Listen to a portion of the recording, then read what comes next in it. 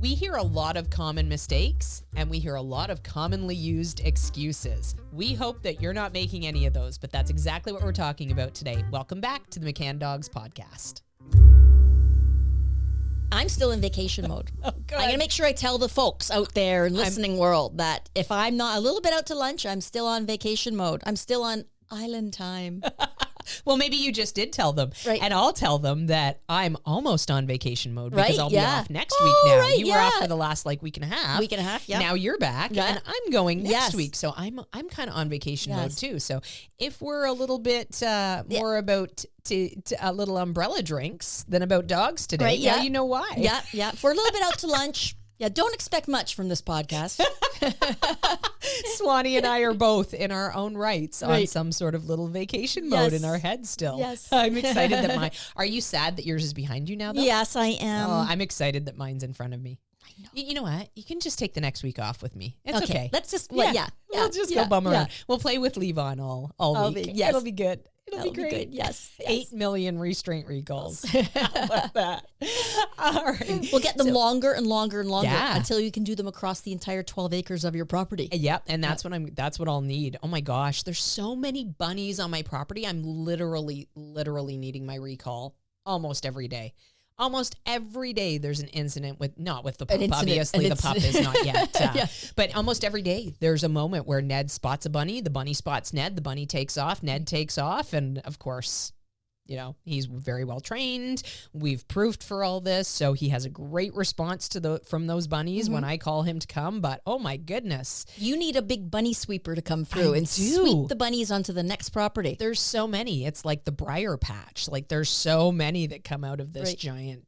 giant shrub area that's on my property, and they just sit there too. Like I'll be out there on the mower and I'll be mowing along, and there's one in front of me, and of course I'm not going to run it over, but at the same time you would expect that Right. when you're coming with a big John Deere Right, mower, yeah. the bunny would go, okay, I guess I'll get out of here, and Right. they just sit and wait. Have you seen baby bunnies? I've seen tons of them. I love baby bunnies. Yeah, absolutely. They're very, very cute. You should have a carrot farm.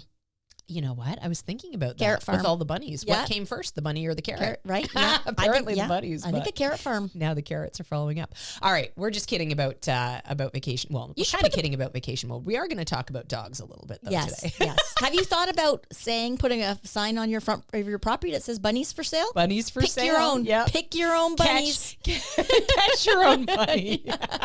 Well, the funny thing is a lot of them are hares. Right. So I had to actually Google because I Right. kept saying, I'm pretty sure they're not regular bunnies. I'm pretty sure they're hares. And then every time I would say that, I would think, am I making that up in my head? Like, is this a thing? So I had to Google because And they're I was like, hares? Yeah. at what point does a bunny become a hare? And aren't they all the same? And apparently a bunny and a rabbit are different things too, which Oh. blew my mind. I didn't know that either. I thought a bunny rabbit was a bunny Right, rabbit. yeah. But apparently a bunny is different than a rabbit is different than a hare. So the hares have longer legs, okay. longer ears, Right. and that's what's on my property. And they move. When they move, finally. Oh, yeah, yeah. They move fast. Right, yes. And Ned's like, oh my God, this is the best thing ever. But of course, he's Well, a I good guess boy. when I've seen videos of Salukis hunting desert hares, like the hares are outrunning the Salukis. Yeah, they're so fast, yeah. fast. So and outmaneuvering them often. Yeah. Goodness. Yeah, and they're everywhere. They're Yeah. just everywhere. There's tons. Actually, the other day, about a week and a half ago, I was wandering around the yard with the pup, waiting for him to have a poop, and this was outside of the fenced area. And all of a sudden, this opossum started waddling across the lawn. You know that sort of drunk waddle walk Yeah, they have? yeah. And at first, I was like, should I be worried? Like, is he coming for me? He's Like, coming for you. should I be should I be protecting the pup here? And then I realized he was wandering the other way. I think that they have really poor vision, so I'm wondering you're if he right. didn't necessarily Yes. know we were there. But either way, I was like, wow, this is cool. I've never Yeah. seen an opossum in real life before. Like maybe at a zoo at Right, some yeah. point, but I don't recall ever in my actual life. So this property and this move, it's just so yes. fabulous. I'm seeing so many critters and I just love it so much. I get opossums on my fence. Oh, really? Yep. Yeah. Right In the city? in the city, smack dab. I don't know what they're doing down there, or it's probably the same one, but he walks along my fence. Wow. Yeah.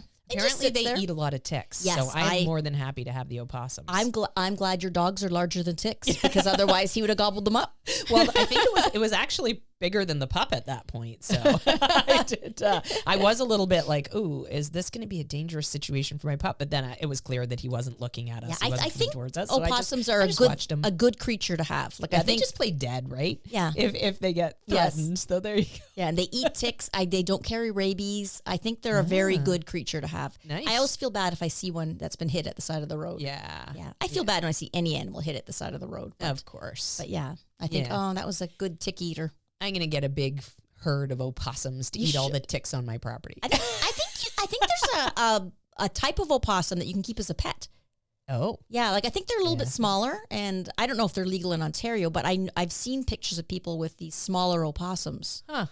Yeah. Interesting. I might just get a bunch of chickens because they eat ticks too. Oh, I want you to get the guinea fowl. And then I'll have eggs. I want you to get the guinea fowl. Then I'll be able to listen.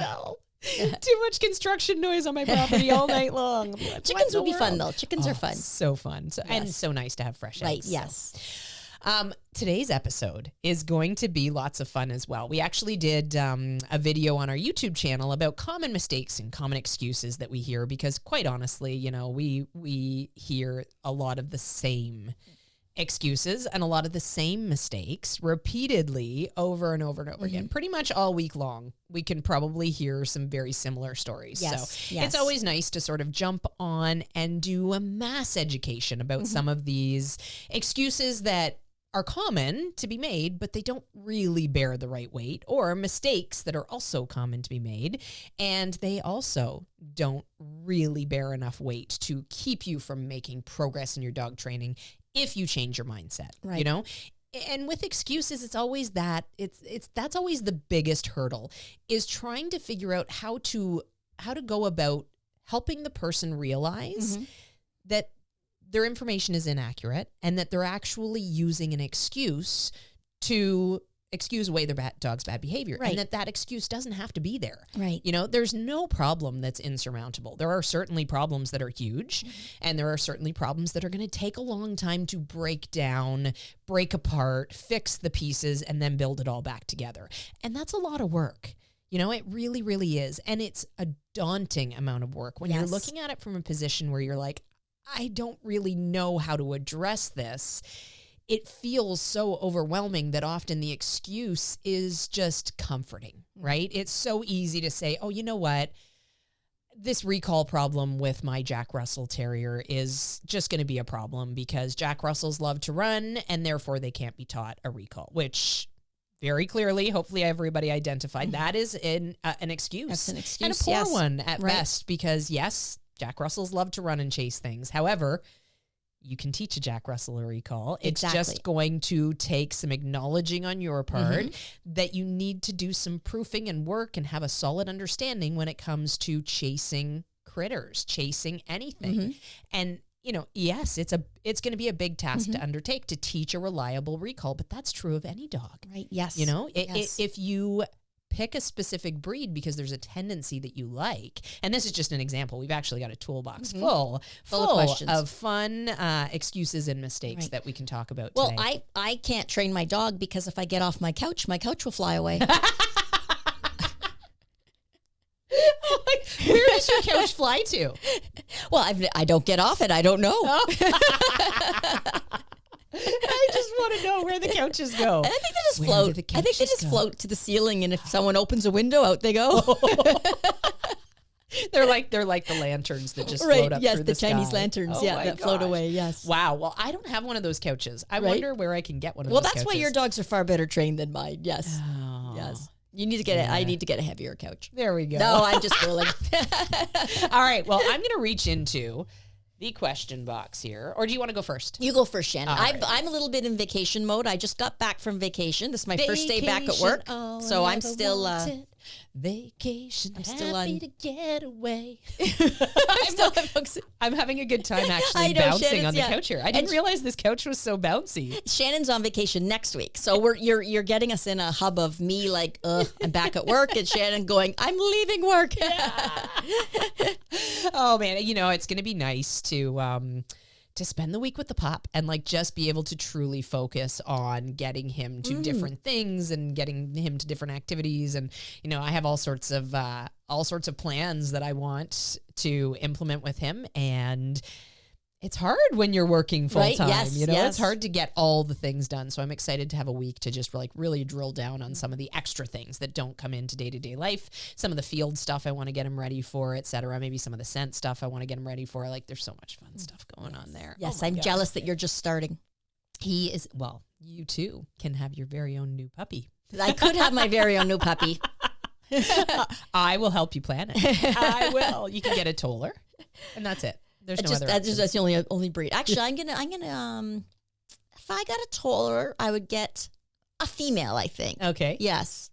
And a tiny one, I think. Oh. I'd look for a little one. You don't want a Ned-sized one? I think I'd get, a smaller female. I think Levon's going to be a big dude too. Mm-hmm. He's growing so much. I just can't. I'm so sad that he's growing so fast. I would shave my toller so it was short hair.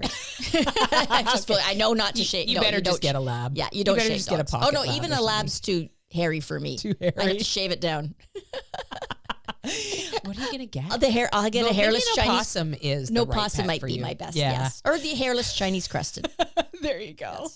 All right, not another one of those powder puffs. All right, so the first one that I have picked out of the box, I would classify as an excuse, and that is, and to clarify, these are excuses that people will use when their dogs are displaying bad behavior, and they're not concerned about fixing it. Okay. So these are not things that you need to use as an excuse. And if somebody tells you these things as an excuse, don't buy into it, because every dog is trainable. It just sometimes it takes some thinking outside the box. So this one, I've tried everything and nothing works.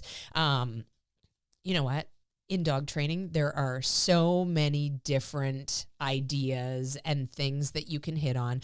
I mean, every single dog is unique in some way. Right, Even when yes. we get the same breeds with the same tendencies, they're still going to have some unique qualities about them. What motivates that dog? I mean, right now with the two tollers that I'm living with, Ned is very, very specifically Ned in all of his tendencies, and this pup, he kind of breaks the mold in a couple of the toller tendencies that I was expecting. You know, he is absolutely a crazy tugger. He tugs so hard. And when he first came home, I was like, oh, you know, this is my fifth toller. So I was expecting him to be fairly soft-mouthed. Shannon is hogging all the tollers. All the tollers. I was expecting him to be soft-mouthed, as my other tollers have traditionally been.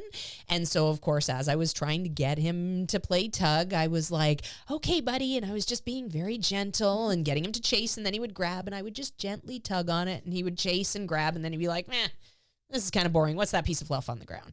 And I thought, all right, I'm going to up the ante a little bit, because he's a rough player. He played rough with his litter mates. And I thought, all right, let's give this a go. I'm going to pretend you're my Rottweiler puppy again instead of my Toller puppy. And so I started some rough play with him. I started giving him little pushes away as he brought the toy in close to me. And I started, grabbing his neck as I'm pulling the toy, so that I'm just gently creating resistance with his chest and his body as I'm tugging on the toy.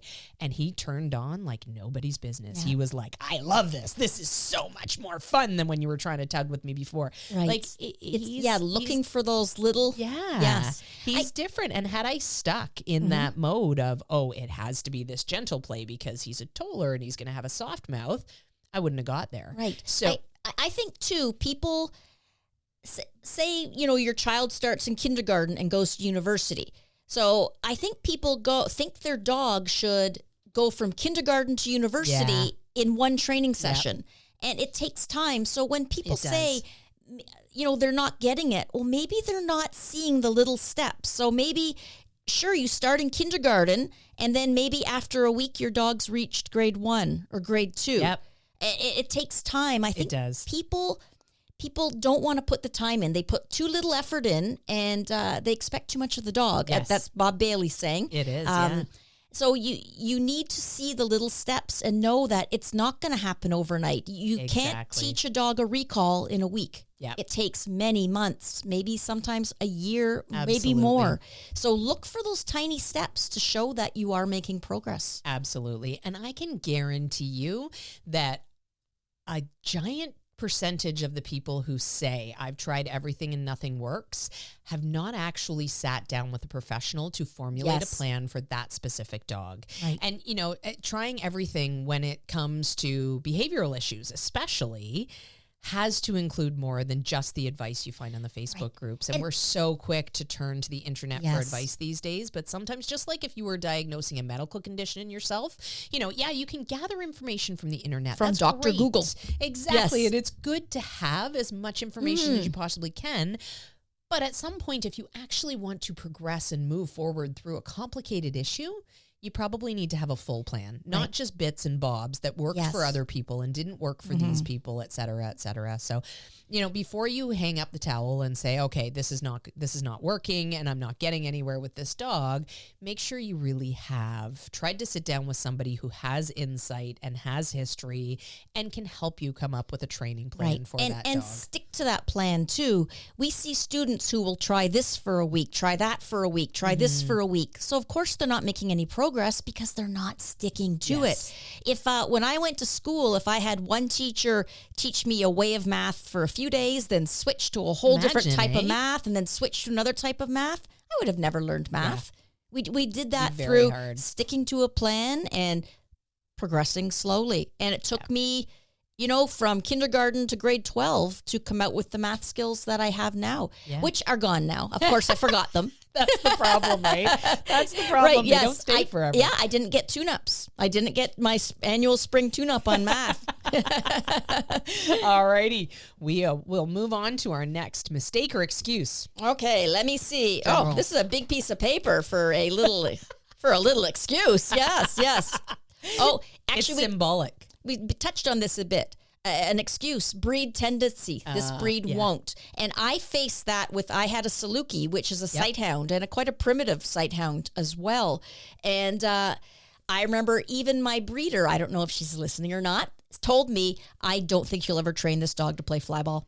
And Cowboy was, I think I don't know if any more have been trained since, but there was only 2 dogs in North America, Salukis, to have trained fly ball. That's amazing. And if I had just followed one method, I wouldn't have been able to train her. I had to sit and think and think and think. Well, thank goodness, because you needed to hold your couch down. So you needed to do something. Exactly, while you were sitting on the couch. So I had, sometimes I would start to try something and go, no, this method will not work with this dog. She doesn't react like that. Yeah. So same with a recall. A lot of people think you can't take sight hounds off leash. They see something and off they go, and they move quick. Like she could be gone in a fraction of a second. I worked hard on my recall, and I kept my expectations high, and Cowboy had a wonderful recall. Yeah. I gave her frequent tune-ups, but I was able to do it, but because I would never use her breed as an excuse. No. Where there's a will, there's a way. Absolutely. And truly, to embrace dog training and to do well in dog training as a dog trainer, you need to understand drives. You need to understand what motivates the dog to do something, to not do something, etc. If you understand drives in dogs, you can train any dog because you can figure out how to channel what they want. Right? The things that are on their mind all the time, right? The things that motivate that creature, the things that have been bred in for generations. I would say knowing that ahead of time is actually a real benefit. Exactly, you know? And hopefully you don't end up breaking the mold and going, wow, I just have to throw out this blueprint on this breed because this dog is completely different. Sometimes that happens. But even then, you know what? Figure out what motivates that dog. Right. And if you can master understanding drives and how to channel that so that the Jack Russell, when chasing, goes, I don't mind abandoning this chase because I know that this drive is going to be satisfied, you win. Right, yes. Right? And that takes convincing and it takes time. And it's not something you can just explain to the dog. So you need to do it through repetition and training. Right. And that is usually, that's the answer. Now, right? I found with Cowboy, everything took longer. Yes. So I put far more work into Cowboy than I put into my Corgis. Far more work. It just took longer to teach her, but she achieved everything. Yes. So it took longer, but so as a pet owner, there might be some of these breeds that you do like. So when you're getting them, keep in mind they might not quite train up like a golden retriever. You're going to be able to train them, but you're going to have to put a lot more effort, talk to professionals and put the work in, but it can be done. Exactly. And if you do some of that learning beforehand, then you can decide, okay, you know what? Maybe I don't want to work that hard. So I'm not going to get a Jack Russell. You know, I'm going to get something that's a little bit more apt to want to come to me, et cetera, rather than chasing things off in the bush. So, and there's no harm in that either. Pick a breed that works for your lifestyle and you will have such an easy time training and living with that dog. We see so many wonderful pairings that just take the training and sail with it. Right. Yes. And then we see mismatches where the people are hoping that, you know, they can get an Aussie, but then not have to deal with it through the week, maybe walking around the block through the week because they're working all week long and they're tired. Well, that is just not realistic. Right. Yes. You know, maybe if you get a 14-year-old Aussie, okay, you know, and maybe that's the answer. Right. If you don't have the time or the energy or the desire to do all the training and all the work that a young Aussie is going to take, maybe you get a retired Aussie, you know, or maybe you get something that is a busy dog, but a little bit older in their life so that you can match with your lifestyle. But yeah, definitely never make the excuse, whatever the excuse is. Yes. So even it's about the breed. Yesterday, so I got home, the other night on the airplane. And then the next morning, yesterday morning, I went to the boarding kennel to pick up Honda. And Honda will be 15 in July. And so when I got back, I'm exhausted because I had a late flight. You know, I'm just exhausted from my trip. It was a lot of traveling, a lot of go. And now I have to unpack. And Honda wants to play. Oh, and Honda, you know, like you. At that point, I thought, I wish Honda, you know, would just have a nap. But it's like, no, I have to look after him. So I was tired, but I played with this dog and threw his toy around and chased him around the house, all the things that he loves for us to do. And then he went to sleep and I was able to do my things. So keep in mind, no matter how exhausted you are at the end of the day, your dog is not exhausted. Absolutely. Especially if they've been waiting home for you all day long. Alrighty. So, this one is a mistake. This is a common mistake that we hear and see a lot. And that is, I need to train my dog in the real world. And of course you do, but not right from the get-go. Right. So here's the thing. You know, we don't throw our kids into the real world and say, okay, now tell me the math stuff. Or, you know, we don't go and try to teach our kids calculus while they're on a roller coaster. Yeah. Or driving a car. We don't put them on the highway and say, go. We start in the quiet parking lot. Yeah, yes. absolutely. And for some reason, our dogs really seem to lose that benefit of foresight that we have with our kids, right? Think about your dogs as learning beings as well. You know, this little puppy that is now 12 weeks old, he turned 12 weeks old on Wednesday, little Levon, my Nova Scotia duck tolling retriever. He's doing fabulously, but he knew nothing. And I started all my training in the living room. You know, I've got this set up in the living room with a baby gate so that I can have a space to work with him. And that's where we start all our stuff. So to clarify on this, we start the first repetitions of our stuff, and then we start to add distractions. So people will often misinterpret the white room. I talk about training in the white room to start because, you know, just like with our kids, we set them up for optimal learning, right? We put them in the classroom, we put them at the desk, we have recess so they get a break. And then while they're in class time, they're supposed to be focused and learning and paying attention. We want to give our pups the same opportunity, right? If there's 8 million distractions and we're trying to teach them in that moment, you know, if I'm trying to teach my dog how to walk nicely at my side when I'm out there on the sidewalk and there's dogs and people and cars and, you know, cigarette butts and all the things that a puppy is going to go, ooh, look, a piece of candy, and want to pick up, then chances are I'm not going to have a lot of success. I'm going to be constantly trying to battle losing my dog's attention to that distraction, losing my pup's attention to that distraction. So I want to start first in the living room. And that's my white room, right? I'm going to teach my pup how to follow food. The left hand side is a really good thing. You know, right's fine if you prefer to train on the right, but I want to teach my dog this is a valuable position and this is what happens when you use this position, and I'm doing that without the distractions first. Then I'm going to start to bring in real world, and I'm going to do it in a gradual way. You know, I'm not going to throw my pup in the deep end of the pool and say, okay, we did it once or twice in the living room, let's go.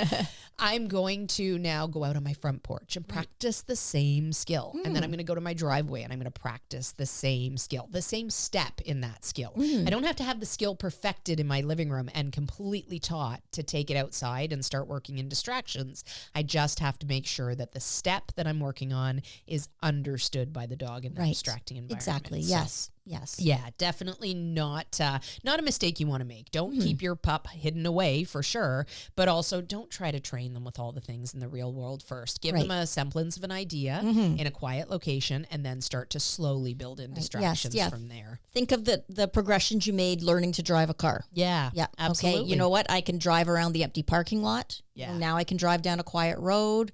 Now I can drive down a busier road, things like that. Yes. Exactly. Now I can go on the interstate and the freeway and the highway. Yeah. Now I can drive backwards down the highway. Yeah.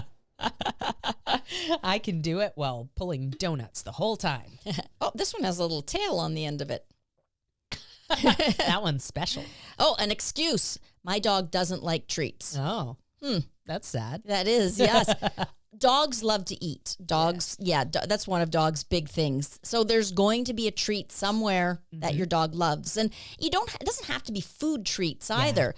Dogs love tug of war. Dogs love chasing toys. Dogs love listening to squeaky toys and grabbing the squeaky toy. Dogs love playing with you. So don't limit yourself to just food rewards. But if you look long enough, you're going to find a treat that your dog loves. Absolutely. Yes. Absolutely. And, there are times where food of any type might not work for that dog. You might be in a really distracting environment and that food is not going to be the thing that your dog's interested in there.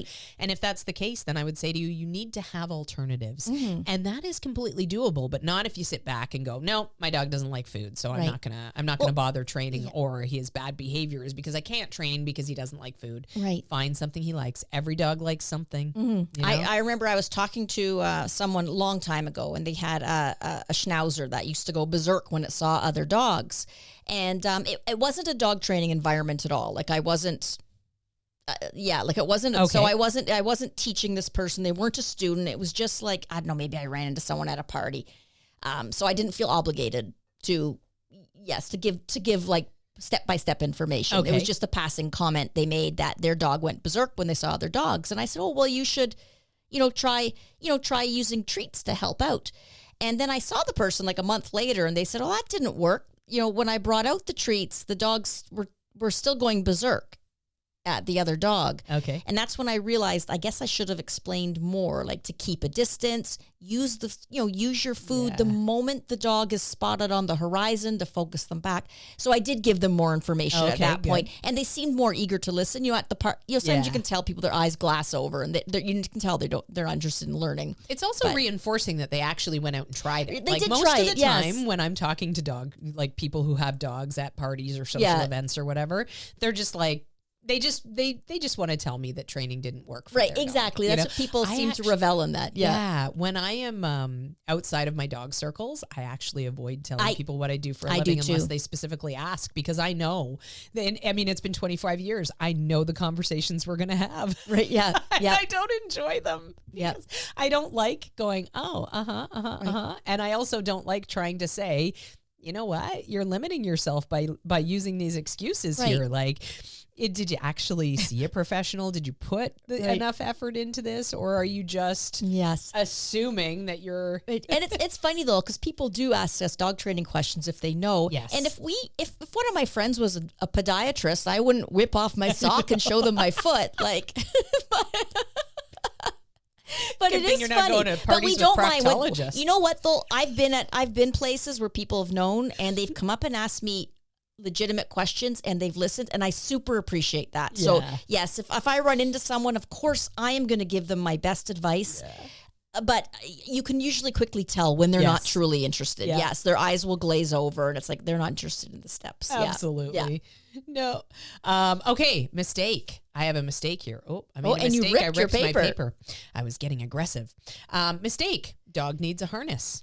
So harnesses are not something that we advocate for training purposes. Mm-hmm. Your dog, at some point in their life, you can put a harness on your dog once they have learned not to pull, once they've learned to be responsive to you, et cetera, et cetera. Mm-hmm. If we have dogs that aren't doing well on the flat collars, we like to go to a gentle leader. And that is a tool that will take all that pressure off the neck. It'll give you better power steering. It's sort of like, it's similar to putting a halter on a horse versus using a rope around their neck to try to lure them around. Or putting a harness on. Imagine trying to walk a horse on a harness. You would have no control. No Really? control. Horse on a harness. front clip, no pull harness Right, yeah. isn't going to work on a horse. No, and I don't know why people think they're going to work on their dog. Yeah. The all of the there's a lot of gimmicky harnesses, and this is Yes. this is a little bit of a warning because they're dangerous. There's a lot of gimmicky harnesses that are called no pull harnesses that rely on pinching areas, nerves, putting pressure on areas that it shouldn't, and it actually alters the dog's gait over time. I have yet to find a harness that I think is safe in that respect, and I've looked. I've done a lot of Yes, because it would be, research wouldn't it trying be, to find the dog training world would be revolutionized if people actually invented one that truly worked, that didn't harm the dog. Yeah. So if you're going that route, use caution. You know, there's a lot of slick marketing out there. Yep. And there's a lot of evidence that those products tend to really be a detriment to dogs over time, as they do alter the gait and they alter structure. And of course, anything that long-term alters gait, alters structure is going to have some downsides. So, and if you're wondering about tracheas too, a lot of people worry about their dog's trachea. And we had the McCann's vet, Dr. Paula, talk about tracheas. Yeah. So if you go to YouTube and what would they Google on our YouTube channel? I think it was, you know what? We'll see if we can link it in the show notes, because I can't remember what exactly it was called, but it was basically about some of the common myths that Dr. Paula hears. Yes, because she's a veterinarian. And so dogs with some dogs genetically have a poor trachea. Yeah. So that's not a collar issue. It's your breeder's issue. So, that's something, if you're getting a small breed, talk to the breeder and say, you know what, are you breeding dogs with, tracheas that have issues? And some breeds do. So be aware of that. Yes. They're often tiny breeds. Yeah. Something just to be aware of when you're, getting a tiny breed. Yeah. Absolutely. Alrighty. I think you're up next. But yeah, harnesses for adult, well-trained dogs that already know not to pull, but otherwise I wouldn't use a harness. Right. Yes. Unless you have for training. Now, if I had a team of huskies and I was going sledding, harnesses all the way. I want those dogs to pull. Well, and therein lies the truth of the matter. Right. How do we teach huskies to pull? How do we teach pit bulls to pull and weight pull? We put these big harnesses on them that allow them to lean in and use all their muscle. Right. Yes. And they're fabulous for that application. Okay, let's see here. Is this a mistake or an excuse? Oh, I know. This is a mistake. Walk the dog before they're ready. So basically, walking a dog that's not trained. So when we walk a dog that's not trained, the dog's allowed to rehearse poor behavior. They don't know where to walk or what to do yet on leash. So they're most likely pulling you, cutting in front of you, trying to trip you, trying to go the other way that you're going. You haven't taught them yet how to properly walk on a leash. And people think that dogs should just know how to walk on a leash. But no, you have to train them. How's that working out for you? Right, yeah. You have to teach your dog to walk properly on a leash. And if you start to walk them early, now they're rehearsing all these bad behaviors, and they're becoming habits. Yeah. And you actually end up making your life so much harder, more difficult at that point, because you're teaching your dog the exact thing you are trying to avoid. Right. And then when you do get into training with the dog, you're going to end up having to come back from those bad habits before you can actually replace them with good habits, which can be tough. Right. And that can be like, too, why often when you're being recommended learning to drive, they say, oh, don't let your grandpa teach you how to drive, because you're going to get your grandpa's bad habits. Yep. Right. So you want to start off with an instructor or, someone who says, okay, let's get some good driving habits here. Yes. If I had learned from my grandmother how to drive, I would drive with one foot on the brake and one foot on the gas at all times. Oh my gosh. Oh my gosh. Yeah, that's a problem. You definitely, learning from somebody who is qualified to teach is a really important thing with some activities, for sure. All right, this one's an excuse. I actually love this one because it is so easy to convince people that it's a poor excuse to use. Excuse, I'm not training right now, meaning I'm not in training mode right now, so I'm going to let him jump up or pull or whatever the case may be, because I'll just fix it later when I'm in training.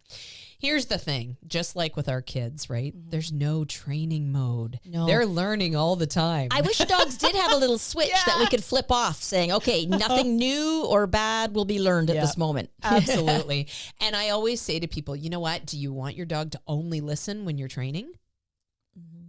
And most people say no. I want my dog to listen all the time. Right, yeah. So, of course, you need to be thinking about that all the time. Right. And that doesn't mean you need to be in training mode all the time, but it means that you need to be aware of your behavior. Right. And you need to be aware that you're not contradicting yourself to your dog. Because, of course, so many problems with that. First off, it's confusing for the dog. It's going to set your own training back. But it's also, I would say, it's stressful for the dog too, because sometimes it's okay for me to jump up on people. And sometimes when I jump up on people, I get corrected for it. I don't get it. Right. You know, and in a creature. They look to you as you're their leader, but you're an inconsistent leader. So I don't trust you. You know what? You just said something so amazing. So amazing. For those people who are out there and they're feeling a little bit confused about leadership, because this is a really, there's so much conflicting advice and information out there in the world. Leadership is about giving good guidance. Leadership is about being fair. You know, if you disappoint your dog by being inconsistent and causing them stress, they're not going to want to look to you to solve their problems. Right. They're not going to want to look to you for guidance. They're going to want to avoid you because you're aversive, essentially. You know, you're causing them stress. It doesn't even have to be a correction. Right. We are so set on these specific veins that are going to cause stress for the dog. Well, guess what? If you're inconsistent in your training, that's causing huge stress for the dog, even though it's not something you're physically doing to them in that moment to cause the stress. It's going to cause stress for them. You need to give them consistent information. And that means sometimes when you're not in training mode, you have to train. Right. Yes. And that's okay because it's going to pay off in the long run. Right. You're going to end up in a situation where your dog goes, oh, okay, I get it. This rule is the same all the time. I'm not allowed to jump up on whoever. And great. Right. I understand the rules. Therefore, my life is clear, black and white, and it's not confusing for me. I'm not worried about slipping up and making a mistake and then, paying some sort of price for that. I'm safe because I understand the rules. Yes. It's like if we went grocery shopping and the grocery store keeps changing the rules. So the grocery store says, well, today we want you to go up this aisle. And then the next day you get yelled at because you're going up. And they said, well, no, today we're going down the aisle. Or, today you can open the freezers. The next day you need to get an employee to open them for you. So you're constantly getting yelled at and changed because the grocery store is inconsistent. I'd be like, that's it.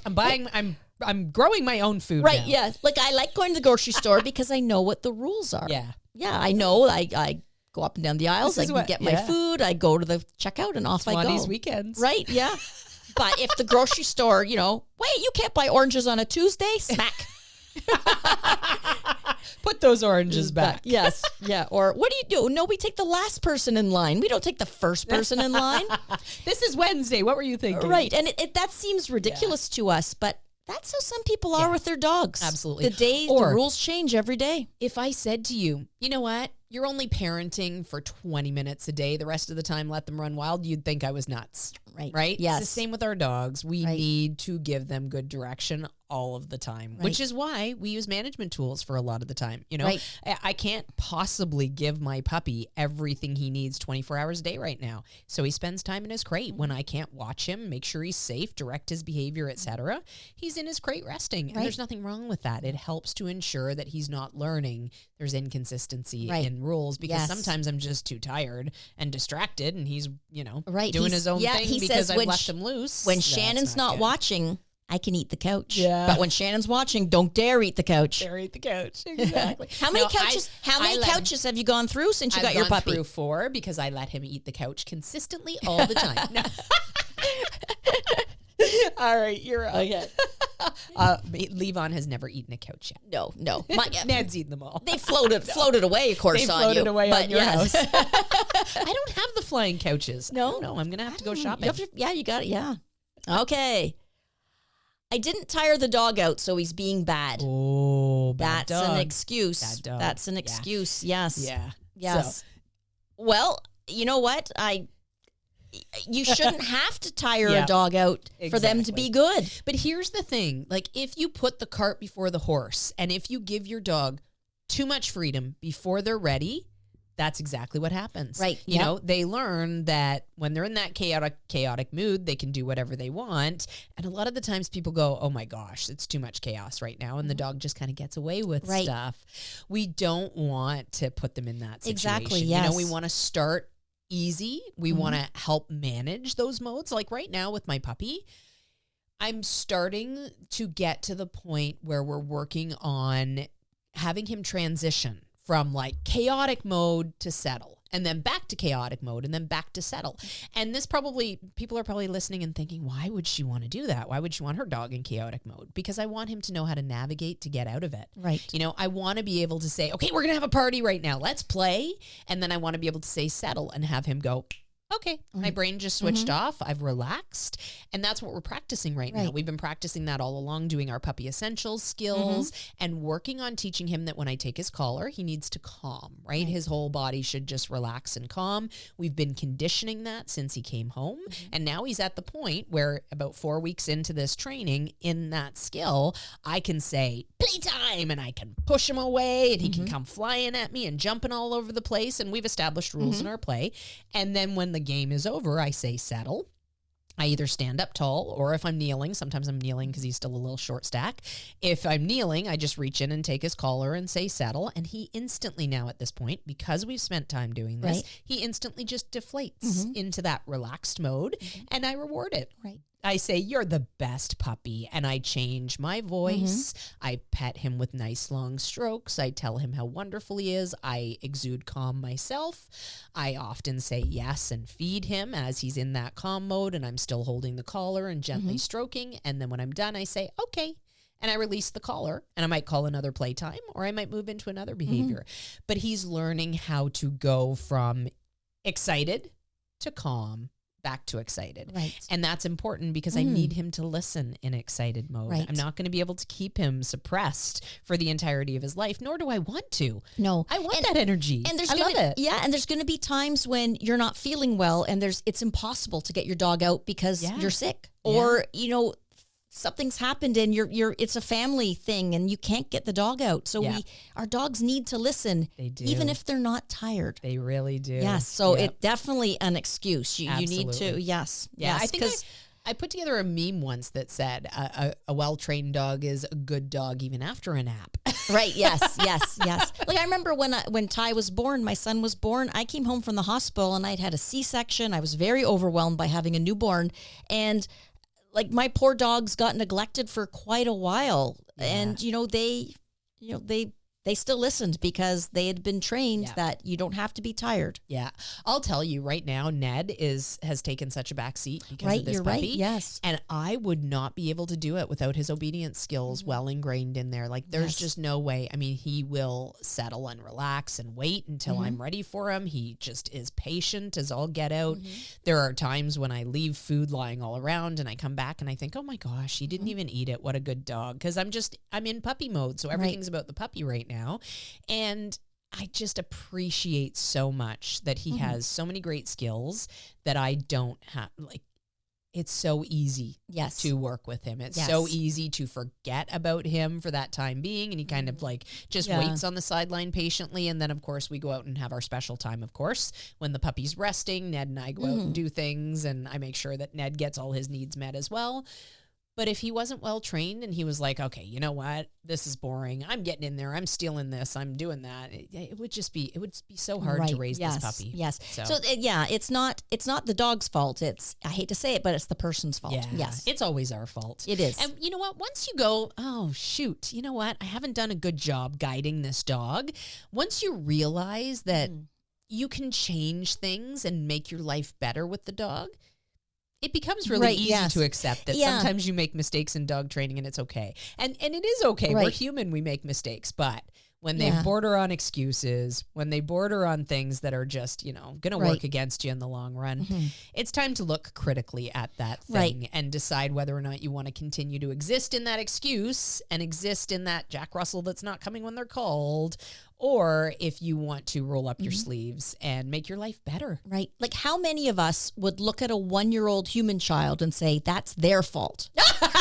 You're so right. You would never do that. And it's the same with our dogs. Yeah. Yeah. Like you would never say, oh, well, it was their fault. It's always, well, they weren't being watched. They weren't being supervised. They weren't being guided. Absolutely. Like it's never a 1-year-old's fault. No. And dogs are like perpetual 1-year-olds. Yes. Yeah, exactly. Yes. And if you give them the good guidance in those early days, they're so wonderful about like just as I was just singing Ned's accolades, right? He's so wonderful, but that's because I took control of his life. I guided his behavior. I taught him how to be wonderful. I didn't expect him to be wonderful and then get angry with him when he wasn't.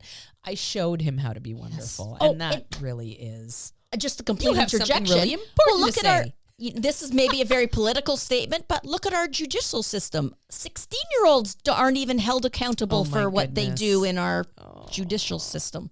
Okay, and now enough of that. Yes. That's as political as we get here on the McCann Dogs podcast. All righty, so the last one that I have here, it's a mistake, thinking that magic tools will fix the problem. Magic tools. So right away, my brain goes right back to those no-pull harnesses. And, we use gentle leaders a lot because they are a great tool for helping us. Not because they magically fix anything. And a lot of the times people go, well, I put the gentle leader on, it didn't do anything. Right. And it's like, in fact, the dog fought it and hated it. Yeah, exactly. I put the harness on, it didn't do anything. I put the leash on, it didn't do anything. You know what? These are training tools. Another one. I clicked the clicker and it didn't do anything. There you go. These are training tools. Yes. They are meant to, it's like saying I gave my child the pencil. It didn't do anything. The pencil by itself does nothing. It doesn't help in any way, shape, or form in teaching your child math. But the pencil as a tool in a structure that teaches math is essential, because otherwise how are you going to note your answers, right? So our leash, same thing. Eventually I want my dog off leash. I don't want to have to rely on a leash for my dog to listen to my voice. But I'm going to use it as a tool to help guide their behavior and to help teach them how to listen to my voice before I take it off and throw it away. I don't expect that leash on its own to be any sort of miracle cure for anything. It's not going to be. All of the marketing things that are like, ooh, this is a solution. Bitter apple for chewing. Yeah, there you go. No, like a lot of people say, oh, my dog just chews the bitter apple. Well, the dog, you technically, for bitter apple to be used properly, you need to give the dog a bad experience with it. And I'm going to go back to some old-fashioned dog training that I learned a long time ago with bitter apple. Not to say this is right or wrong. It's just a technique that was used. Yeah. You would take the bitter apple solution and you'd get a Q-tip and you'd dunk the Q-tip in the bitter apple. Then you would just walk up to your dog out of the blue, open his mouth, stick the Q-tip in, close his mouth over it, and forcibly hold him there with that horrible smell and horrible taste in his mouth. And your dog would be like, what are you doing? Why? And then you just take it out and walk away. And then you spray the bitter apple on the item you don't want the dog to chew. And the dog smells that and says, I had a really bad experience with that smell. I'm staying away from it. So, that's an old method. But the dog had a bad reaction. So the dog says, I don't want to go anywhere near that smell anymore. And that's how bitter apple often worked. Yeah. That's why some dogs will just chew through it. They have no... Yeah. You know what? When I was a kid, I sucked my thumb. I had a really awful thumb sucking habit, and my parents would paint that stuff on my thumb. Oh, that tasted gross. That was supposed to taste gross, and I would just suck it off and then suck my thumb because this habit was so ingrained that it was worth it to me. Right. It wasn't aversive enough to me that I would stay away and avoid that thing. I needed to suck my thumb. It wasn't until actually I have this little bulbousy thing on my thumb. And I, for some reason, when I was a kid, I had that that fallacy in my head that eventually, if you sucked your thumb, it would become a potato. Did you ever hear that as a kid? I never heard that, but I like it. So I have this little, I don't know what it is. It's just a raised piece on my thumb. And I thought that was the start of the potato growing. Oh. That's why I stopped sucking my thumb. Because I was a kid. Yeah. My parents tried everything. And I was worried that actually I would suck my thumb and play with my ear. And you probably know that I still play with my ears. You do play I with stopped your ear, sucking my thumb though. But I've often thought your whole hand looks like a potato. It's a potato. A sweet potato. I am quite orange. Yeah. I never change my emoji color. Anytime I send someone, I'm still that orange. yellow Yes, color. the That's yellow, like the default color. It makes me laugh every time. So if the dog's been chewing your baseboard for 2 weeks, spraying bitter apple on it is. And they're gonna suck through it. You need to turn your baseboard into a potato, right? And then they'll get scared that they're gonna have this potato on their thumb for life. I distinctly remember the emotion of thinking like, oh, that's my potato starting, and it's still there to this day. Whatever it is, it's just something that developed in my skin. It's not anything, but I think it's a potato. It's a start of a potato. Yeah, I'm gonna save it. And then when I'm really hungry, we'll make it and I have no food. We'll mash it. Yeah, do something with it. All right, well, potatoes aside. Yeah, no quick fixes in dog training. Just rolling up your sleeves and doing the hard work. Absolutely. Yes. Absolutely. And marketing is just that. It is very slick to convince you to buy that product, that product is going to solve your problem. It's like those little wobble boards you stand on and do this, and then you get slim hips. We know that's going to take either a million years or it's not going to work. Or we know that buying that thing and putting it in your living room is not going to help you at all. Right. You have to get on it. You have to use it. You have to make it part of your program. It's just a tool. Yes. That's it. Mm-hmm. And on that note, I'm Instructor Shannon. Instructor Swanee. Happy training. The McCann Dogs Podcast is brought to you by McCann Professional Dog Trainers. We help dog owners to have a well-behaved, four-legged family member. Please give us a call at 905-659-1888 or visit us at mccanndogs.com. Happy training!